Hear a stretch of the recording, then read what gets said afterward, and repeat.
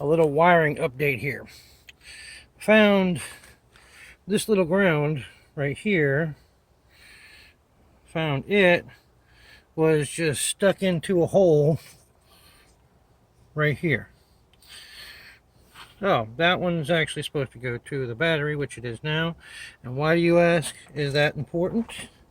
Because you see the other leg of that ground goes to this little plug right here, which goes all the way back into the harness and goes all through the harness and goes all the way back to the computer. That is the ground for the computer itself. And we got to make sure it's got a good ground.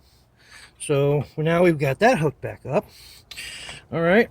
Now my son wrecked his truck a while back and fixed it and got the parts for it. And see that fender on the front looks almost about the same color as this one.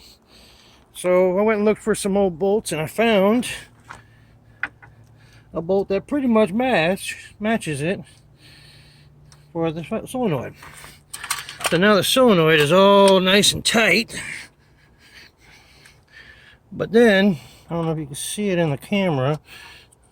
Let's see. Those threads are pretty much gone on the solenoid.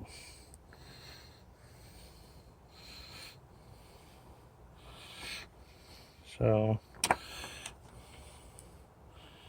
may need to buy a new solenoid to get rid of that. I'm gonna try to get it tight and see if it still has enough thread to get on there and get nice and tight, but I kind of doubt it. Okay, so this right here, it was like I thought, went to the radio, and we're just gonna get rid of that. We're gonna fix that inside the car. Then we've got that one there that comes out to that right there. That's the one there. And then we pulled the other wire out, and it's all bunched up over there. We'll fix that in a little bit. So a little bit of update. May need a couple of things, but now the computer ground is actually hooked up like it should be.